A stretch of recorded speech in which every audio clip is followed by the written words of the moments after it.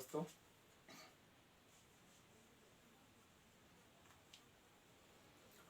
मैं मोहम्मद रौनक अंसारी आज आया हूँ और 12th क्लास का मतलब नया चैप्टर आज स्टार्ट करने वाला हूँ। मैं 12th क्लास की जो फिजिक्स है एकदम शुरू से स्टार्ट करेंगे हम लोग पहले चैप्टर से, और उसको धीरे धीरे करके पूरी कर क्या करेंगे, कंप्लीट करेंगे।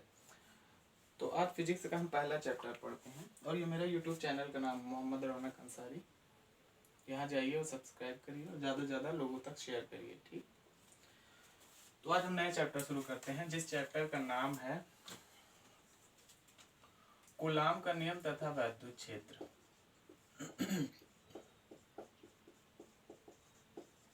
कूलाम का नियम तथा वैद्युत क्षेत्र, ठीक। ये चैप्टर है, पहला चैप्टर का नाम है। इस चैप्टर को हम पढ़ेंगे, ठीक, आराम से टॉपिक वाइज पढ़ेंगे और इसको जितनी जल्दी हो सके उतनी जल्दी इसको हम खत्म करेंगे। तो पहला चैप्टर का नाम है कूलाम का नियम तथा वैद्युत क्षेत्र। तो इसमें सबसे इम्पोर्टेंट चीज जो हमें पढ़नी है वो है विद्युत आवेश। क्या पढ़ना है? विद्युत आवेश। आवेश पढ़ना है, मतलब कुल मिला के हमें क्या पढ़ना है? आवेश। आवेश, इसको इंग्लिश में बोलते हैं चार्ज। इंग्लिश क्या बोलते हैं? चार्ज। तो हमने पहले ही बताया था, हम मेरे एक वीडियो पिछले पढ़ी हुई उसमें इंट्रोडक्शन दिया था हमने पूरे फिजिक्स का, मतलब कैसे कैसे पढ़ना है, मतलब पूरा खाका तैयार किया था। आज हम पहला चैप्टर पढ़ेंगे। तो हमने बताया था कि पदार्थ के दो गुणधर्म होते हैं। पदार्थ के दो गुणधर्म होते हैं, एक द्रव्यमान और एक होता है आवेश, ठीक। तो 11th में पदार्थ के इस गुणधर्म के बारे में हम पढ़ चुके हैं। 11th के लगभग जितने फिजिक्स है वो द्रव्यमान पर ही डिपेंड है, ठीक। लेकिन आज जो 12th की जो फिजिक्स है वो किस पर डिपेंड है? आवेश, ठीक। तो आवेश क्या होता है? देखो हम पढ़ते हैं। आवेश कुछ नहीं है, आवेश पदार्थ का एक गुणधर्म होता है, एक गुण होता है। आवेश पदार्थ का क्या होता है? एक गुण होता है जिसके कारण वो विद्युत या चुंबकीय प्रभाव का अनुभव करता है या विद्युत या चुंबकीय प्रभाव उत्पन्न करता है, ठीक। समझ पा रहे हैं? मतलब आवेश क्या है? पदार्थ का एक गुणधर्म होता है जिसके कारण वो विद्युत या चुंबकीय प्रभाव उत्पन्न करता है या विद्युत या चुंबकीय प्रभाव का क्या करता है? अनुभव करता है। जैसे एक एग्जांपल लेकर हम बताते हैं, एक एग्जांपल हम चुंबक का लेकर बताते हैं, ठीक। क्योंकि चुंबक हम बचपन में खेलते हुए आए हैं तो हमें चुंबक के बारे में पता है, इसको हमने देखा भी है, ठीक। तो जैसे ये चुंबक होता है तो ये चुंबक क्या करता है? चुंबकीय प्रभाव उत्पन्न करता है। चुंबकीय प्रभाव उत्पन्न करता है ना, इसीलिए जब किसी लोहे के टुकड़े को या दूसरे चुंबक को हम इसके पास लाते हैं तो ये इसका क्या करता है? अनुभव करता है कि नहीं? दूसरा चुंबक जो है इसका क्या करता है? चुंबकीय प्रभाव का अनुभव करता है ना। और ये वाला क्या करता है? उत्पन्न करता है चुंबकीय प्रभाव। तो चुंबकीय प्रभाव, चुंबक क्या होता है? चुंबक मतलब वो पदार्थ होता है जो चुंबकीय प्रभाव उत्पन्न करता है या चुंबकीय प्रभाव का क्या करता है? अनुभव करता है, ठीक। इसी प्रकार आवेश होता है। आवेश क्या होता है? एक मतलब ऐसा पदार्थ होता है, मतलब पदार्थ का वो गुण है जिसके कारण वो मतलब विद्युत या चुंबकीय प्रभाव का उत्पन्न करता है, विद्युत या चुंबकीय प्रभाव उत्पन्न करता है या उसका अनुभव करता है। समझ पा रहे हैं? ये है आवेश की डिफिनेशन। आवेश आवेश क्या है? वह चुंबक मतलब पदार्थ का वह गुण है जो चुंबकीय प्रभाव या विद्युत प्रभाव उत्पन्न करता है तथा उसका अनुभव करता है। आवेश दो प्रकार के होते हैं। आवेश दो प्रकार के होते हैं। दो प्रकार के होते हैं। कैसे होते हैं? आवेश दो प्रकार का होता है। एक होता है धनात्मक आवेश। आवेश को क्यू से लिखेंगे, ठीक। किससे लिखेंगे? क्यू। एक होता है धनात्मक आवेश और एक होता है ऋणात्मक आवेश। ऋणात्मक आवेश, दो आवेश होता है। तो अब पहले हम ये समझते हैं कि आवेश मतलब कोई भी पदार्थ कब धनात्मक होगा, कब उस पर धनात्मक आवेश होगा, कब उस पर ऋणात्मक आवेश होगा, ये हम समझने की कोशिश करते हैं, ठीक। धनात्मक आवेश को प्लस क्यू से लिखेंगे। अरे प्लस लगा देंगे तो धनात्मक आवेश हो जाएगा। ऋणात्मक आवेश रहेगा तो इसको हम क्या लिखेंगे? Minus Q. ये प्लस क्यू है और ये माइनस क्यू है, ठीक। इससे हम क्या करते हैं? लिखते हैं। तो आवेश कब धनात्मक होता है, कब ऋणात्मक होता है, ये हम समझते हैं पहले, ठीक। तो जैसे हमें पता है कि कोई भी पदार्थ जो है, कोई भी पदार्थ होता है विद्युत उदासीन होता है, ये तो जानते हैं, ठीक।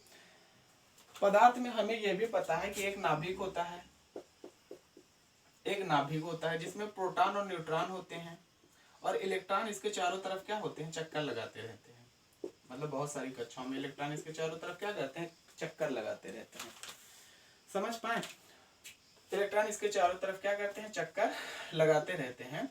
तो जो जैसे ये इलेक्ट्रॉन है, तो जब ये मतलब पदार्थ विद्युत उदासीन है, तो इसका कहने का मतलब ये है क्या है कि जितने इलेक्ट्रॉन हैं उतने ही क्या है, प्रोटॉन है इसमें। अरे सिंपल सी बात है, मतलब जितने इलेक्ट्रॉन होंगे उतने ही प्रोटॉन होंगे, तभी तो विद्युत उदासीन होगा। चूंकि हम पढ़ के आ रहे हैं हाई स्कूल में कि इलेक्ट्रॉन का आवेश होता है -1.6 × 10⁻⁻19 कूलम, और प्रोटॉन का आवेश होता है 1.6 प्लस में होता है ये × 10⁻⁻19 कूलम। ठीक, तो जब इलेक्ट्रॉन और प्रोटॉन की मतलब संख्या बराबर हो जाएगी तो ये पदार्थ क्या होगा, विद्युत उदासीन होगा। अभी इस पर मतलब कोई चार्ज नहीं, इस पर आवेश कितना है, शून्य है। उदासीन का मतलब उस पर आवेश कितना है, शून्य है। ठीक, पदार्थ कब धनात्मक होता है, कब ऋणात्मक होता है, अगर ये हमें जानना हो तो कैसे करेंगे। देखो, जब पदार्थ, तुम्हें ये पता है ना कि नाभिक प्रोटॉन पर धन आवेश होता है, इलेक्ट्रॉन पर ऋण आवेश होता है, तो प्रोटॉन इसको क्या करता है, अपने तरफ क्या करता है, घसीटे रखता है, मतलब अपने तरफ एक बल लगाता है, जिसके कारण ये इसके चारों तरफ क्या करते हैं, चक्कर लगाते रहते हैं। लेकिन जो इलेक्ट्रॉन बाहर होते हैं उन पर कम बल लगता है। ठीक, तो वो स्वतंत्र होते हैं, वो कहीं भी आ जा सकते हैं। ठीक, तो अगर किसी पदार्थ में, जैसे ये कोई पदार्थ है, इसमें मान लो 10 इलेक्ट्रॉन है और 10 प्रोटॉन है। ठीक, तो अभी ये विद्युत उदासीन है, कोई भी पदार्थ है। ठीक, अगर इसमें से हम कुछ इलेक्ट्रॉन बाहर निकाल दें, जैसे 2 ही इलेक्ट्रॉन बाहर निकाल देंगे, तो कितने इलेक्ट्रॉन बचेंगे, 8 इलेक्ट्रॉन बचेंगे। 2 इलेक्ट्रॉन हमने इसमें से क्या कर दिया, बाहर निकाल दिया। तो अब होगा क्या, 10 प्रोटॉन मतलब 8 प्रोटॉन 8 इलेक्ट्रॉन को क्या कर देंगे, कैंसिल कर देंगे। तो ज्यादा संख्या किसकी हो जाएगी, प्रोटॉन की। ज्यादा संख्या किसकी हो जाएगी, प्रोटॉन की। तो जब प्रोटॉन की संख्या ज्यादा हो गई तो ये क्या होगा, धनात्मक आवेश। ये क्या होगा, धनात्मक आवेश। अरे जिसकी मात्रा ज्यादा वही अपनी सरकार बनाएगा। ठीक, जिसके पास ज्यादा विधायक वही अपनी क्या करेगा, सरकार बनाएगा। तो यहाँ पर प्रोटॉन ज्यादा है तो हम कह सकते हैं कि धनात्मक, इस पर क्या होगा, प्रोटॉन पर चूंकि धन आवेश होता है तो इस पर क्या होगा, धनात्मक आवेश होगा। ठीक, और या दूसरी तरह के इसको ऐसे भी कह सकते हैं कि अगर इलेक्ट्रॉनों की संख्या प्रोटॉनों की संख्या से क्या हो जाए, कम हो जाए, मतलब इलेक्ट्रॉन की संख्या प्रोटॉन की संख्या से कम हो जाए, तब धनात्मक आवेश होगा। या इसी को दूसरी भाषा में ऐसे कह सकते हैं कि प्रोटॉन की संख्या अगर इलेक्ट्रॉन की संख्या से ज्यादा हो जाए तब धनात्मक आवेश होगा। समझ पा रहे हैं कब धनात्मक आवेश होगा और कब ऋणात्मक आवेश होगा। जैसे ये कोई मान लो पदार्थ है, इसमें मान लो 10 इलेक्ट्रॉन थे 10 प्रोटॉन थे, ये अभी विद्युत उदासीन था, इस पर कोई भी आवेश नहीं था। ठीक, लेकिन अगर कहीं बाहर से इसमें 2-3 इलेक्ट्रॉन आ जाए, मान लो 2 इलेक्ट्रॉन इसमें आ गए, तो इसमें इलेक्ट्रॉन की संख्या कितनी हो गई, 12। अरे 10 तो पहले थे, 2 बाहर से आ गए तो 12 इलेक्ट्रॉन हो गए। तो 10 प्रोटॉन 10 इलेक्ट्रॉन को क्या कर देंगे, कैंसिल कर देंगे, कैंसिल हो जाएंगे, निरस्त हो जाएंगे, उसका आवेश शून्य हो जाएगा। लेकिन 2 इलेक्ट्रॉन अभी ज्यादा है इसमें, तो अब इलेक्ट्रॉनों की संख्या ज्यादा तो इलेक्ट्रॉन सरकार बनाएगा। तो इसमें क्या होगा, इसमें क्या होगा, ऋण आवेश हो जाएगा। इस पर क्या होगा, चूंकि इलेक्ट्रॉनों की संख्या ज्यादा हो जाएगी तो क्या हो जाएगा, ऋण आवेश, चूंकि इलेक्ट्रॉन ऋण आवेशित होता है। तुम्हें पता है ना। तो एक चीज ये समझने वाली बात है, क्या हुआ कि जब इलेक्ट्रॉनों की संख्या प्रोटॉनों की संख्या से कम हो, इलेक्ट्रॉनों की संख्या प्रोटॉनों की संख्या से क्या हो, तो कम हो, तो धनात्मक आवेश। जब इलेक्ट्रॉनों की संख्या प्रोटॉनों की संख्या से क्या हो जाए, ज्यादा हो जाए, तब क्या होगा, ऋणात्मक आवेश। समझ पा रहे हैं कब धनात्मक आवेश होगा, कब ऋणात्मक आवेश होगा। देखो एक बार हम लिख भी देते हैं, जब इलेक्ट्रॉनों की संख्या मतलब नंबर ऑफ इलेक्ट्रॉन ज्यादा होगा नंबर ऑफ प्रोटॉन से, नंबर ऑफ इलेक्ट्रॉन ज्यादा होगा नंबर ऑफ प्रोटॉन से, तब पदार्थ कैसा होगा, ऋण आवेशित। समझे, मतलब क्या होगा, तब उस पर कैसा आवेश होगा, ऋण आवेश। दूसरी चीज हम कह सकते हैं कि जब इलेक्ट्रॉन, ऐसे कह सकते हैं कि प्रोटॉन की संख्या ज्यादा होगी इलेक्ट्रॉन की संख्या से, तब वो क्या होगा, धन आवेशित होगा। ये पॉइंट समझने वाली बात है। ठीक, जब नंबर ऑफ इलेक्ट्रॉन मतलब पदार्थ में नंबर ऑफ प्रोटॉन से क्या हो जाएंगे, ज्यादा हो जाएंगे तो ऋण आवेश। जब नंबर ऑफ प्रोटॉन इलेक्ट्रॉनों की संख्या से ज्यादा हो जाएंगे तो क्या हो जाएगा, धन आवेश। समझ पा रहे हैं बात। या इसको दूसरे तरीके हम ऐसे भी कह सकते हैं, इसको ऐसे भी तो पढ़ सकते हैं ना, इलेक्ट्रॉनों की संख्या कम है प्रोटॉनों की संख्या से, तब धन आवेश होगा। समझ पाए बात, समझ गए होंगे आपको। ठीक, तो ये चीज हम समझ गए कि कब पदार्थ धनात्मक आवेश होता है, मतलब कब धनात्मक आवेश होगा किसी पदार्थ पर, कब ऋणात्मक आवेश होगा, ये चीज हम समझ गए। अब आगे चलते हैं हम।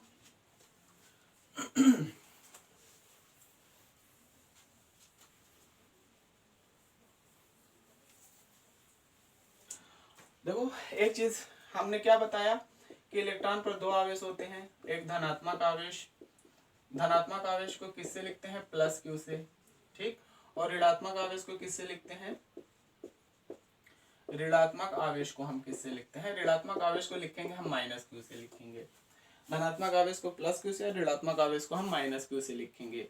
समझे बात?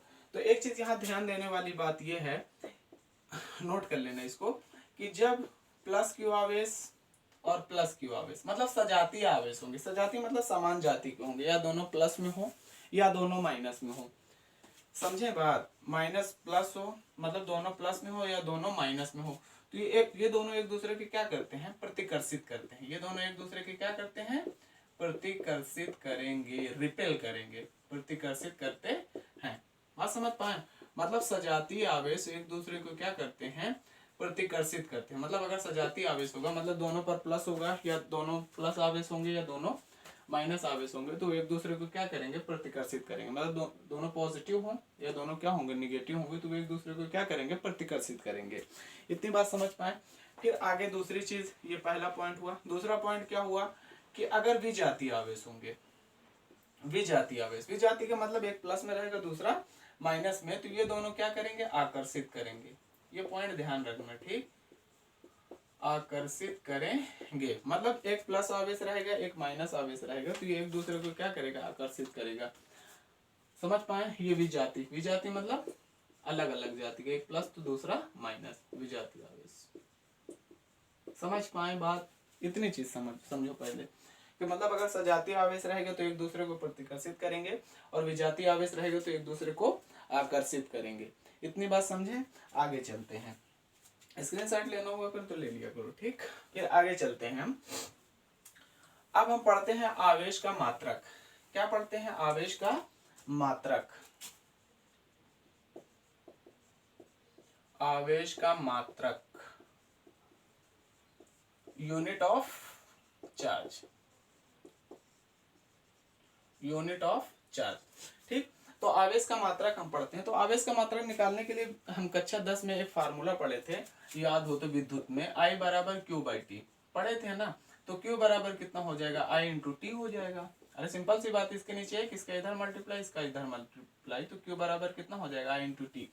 तो यहाँ से फार्मूला से ये SI पद्धति का मात्रक है, SI पद्धति का मात्रक 11 में पढ़े होगे, ये नहीं पढ़े हो तो हम 11 की भी पढ़ेंगे, वीडियो बनाएंगे तब देख लेना इसको।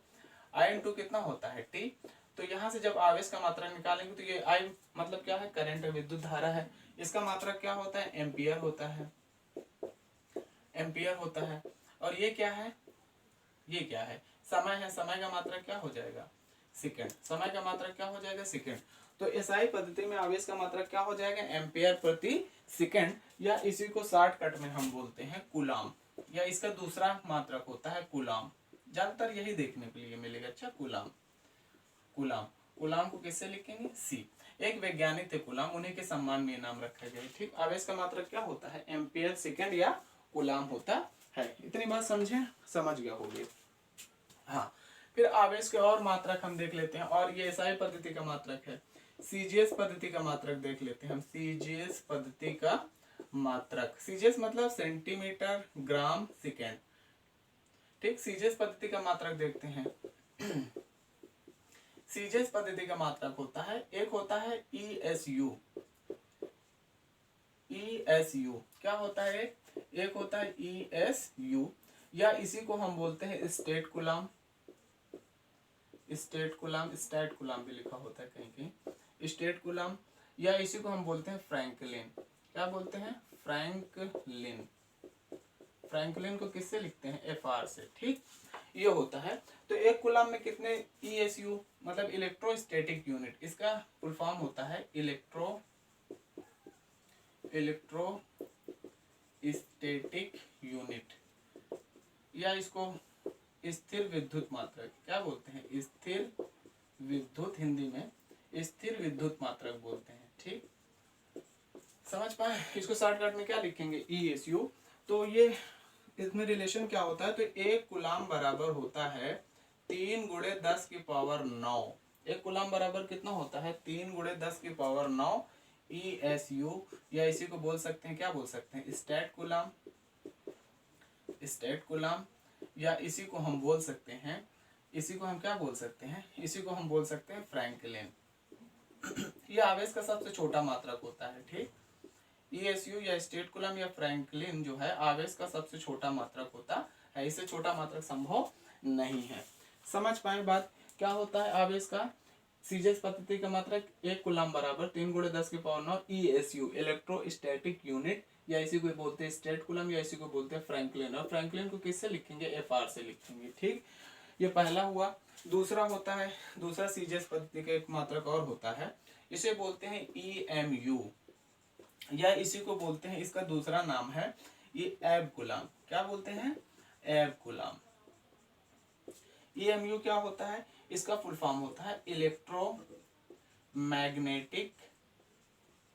Magnetic unit. स्पेलिंग गलत हो सकती है, ठीक, इंग्लिश के टीचर नहीं है, मैथ्स और फिजिक्स पढ़ाते हैं, तो यहाँ इलेक्ट्रोमैग्नेटिक यूनिट होता है, ठीक। इसको बोलते हैं स्थिर चुंबकीय,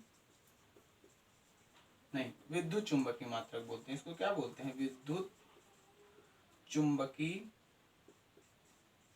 मात्रक बोलते हैं, ठीक। इसको क्या बोलते हैं, विद्युत चुंबकीय मात्रक, या एक कूलम बोलते हैं। तो एक कूलम में कितने EMU होता है, तो एक कूलम में होता है 1/10, 1/10, चाहे कह लो EMU, चाहे इसी को लिख सकते हैं एब कूलम, एब कूलम होता है, ठीक। ये सीजेस पद्धति का मात्रक होता है, ठीक। याद रखना सीजेस पद्धति के 2 मात्रक होते हैं, ESU इलेक्ट्रोस्टैटिक यूनिट या स्थिर विद्युत मात्रक, स्टेट कूलम, या इसी को क्या बोलते हैं, फ्रैंकलिन।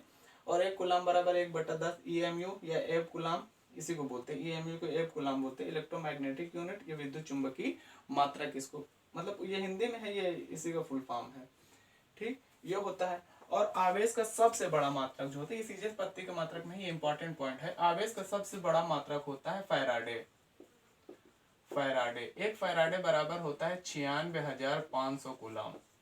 एक फैराडे बराबर कितना होता है, 96,500 कूलम। ये आवेश का सबसे बड़ा मात्रक होता है, इससे बड़ा कोई भी आवेश का मात्रक नहीं होता, ये चीज ध्यान में रखना, ठीक। समझ गए इतनी बात, ये फैक्ट है, इसको तो याद ही रखना पड़ेगा।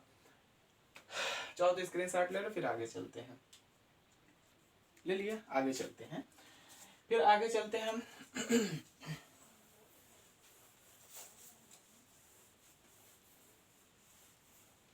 फिर अब हम चलते हैं आवेश का, हम गुणधर्म देखते हैं, ठीक। आवेश के गुणधर्म,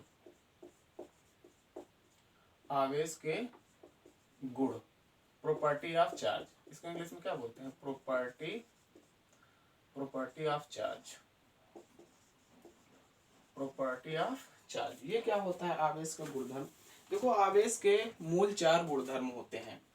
एक होता है, पहला होता है, आवेश के 4 गुणधर्म होते हैं। एक होता है आवेश की योज्यता, आवेश की योज्यता, आवेश की योज्यता होता है।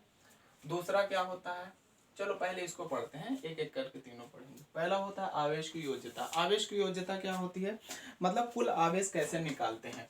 तो एक चीज बहुत सबसे इंपॉर्टेंट चीज जो हम बताते हैं अपने लेक्चर में, कि 2 चीज बहुत जानना बहुत जरूरी है, एक अदिश राशि, सदिश राशि, और एक होता है अदिश राशि, ठीक।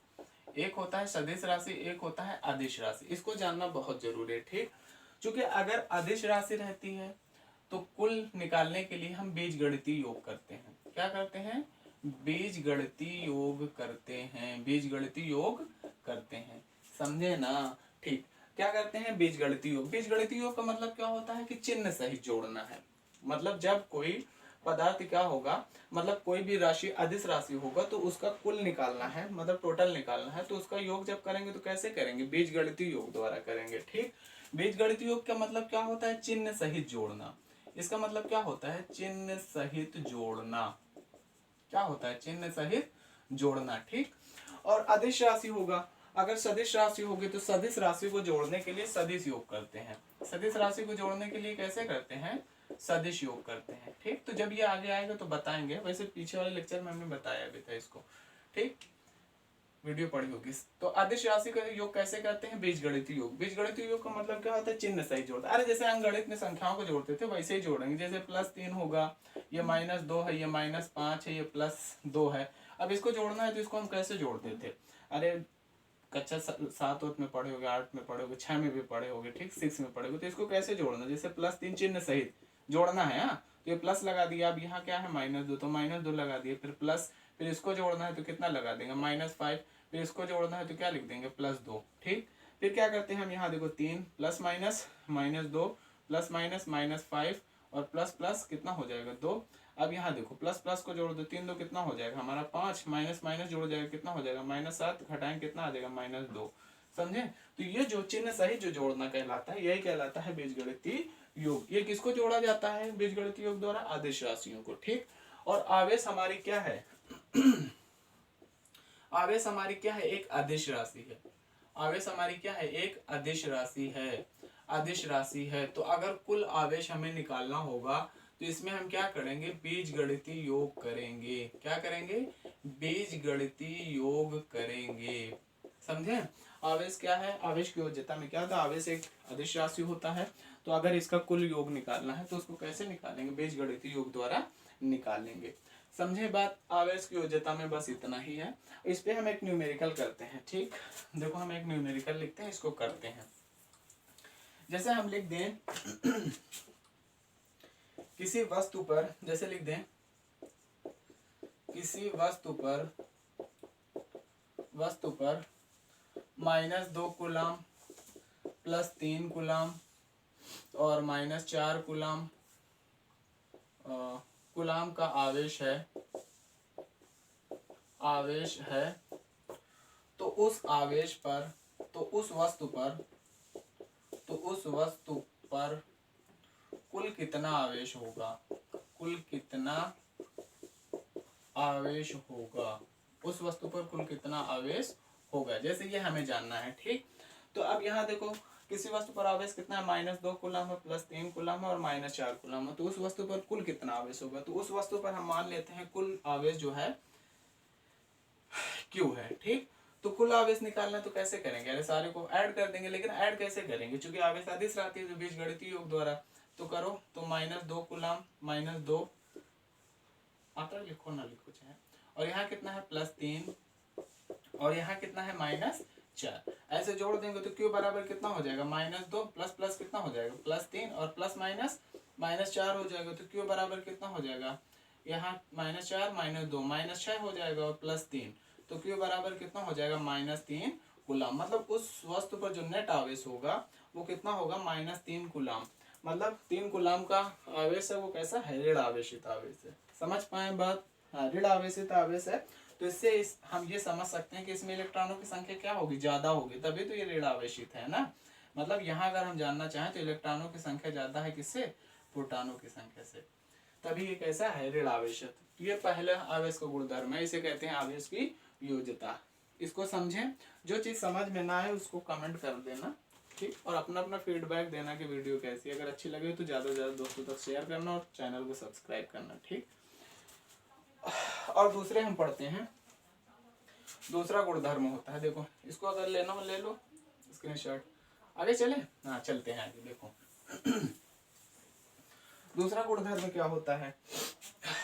दूसरा गुणधर्म होता है आवेश का संरक्षण।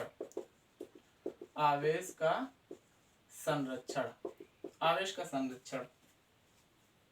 ठीक, आवेश का संरक्षण के सिद्धांत भी बोलते हैं। आवेश का संरक्षण का सिद्धांत ये बिल्कुल वैसा ही है जैसे हमने पढ़ा होगा ऊर्जा संरक्षण का सिद्धांत। ऊर्जा संरक्षण का सिद्धांत पढ़ा है ना इसको? बिल्कुल वैसे ही है। ऊर्जा संरक्षण का सिद्धांत क्या होता है? ऊर्जा संरक्षण का सिद्धांत ये होता है कि ऊर्जा संरक्षण का सिद्धांत ये होता है कि ऊर्जा को ना तो उत्पन्न किया जा सकता है ना ही नष्ट किया जा सकता है, केवल एक रूप से दूसरे रूप में क्या किया जा सकता है? बदला जा सकता है, चेंज किया जा सकता है। ठीक, ऊर्जा संरक्षण के नियम हम पढ़े हैं, 9th फिजिक्स में भी पढ़े होंगे, 11th पढ़े होंगे। ठीक, उसी तरह आवेश संरक्षण का नियम क्या होता है कि आवेशों को ना तो उत्पन्न किया जा सकता है ना ही नष्ट किया जा सकता है, केवल एक रूप से दूसरे रूप में क्या किया जा सकता है?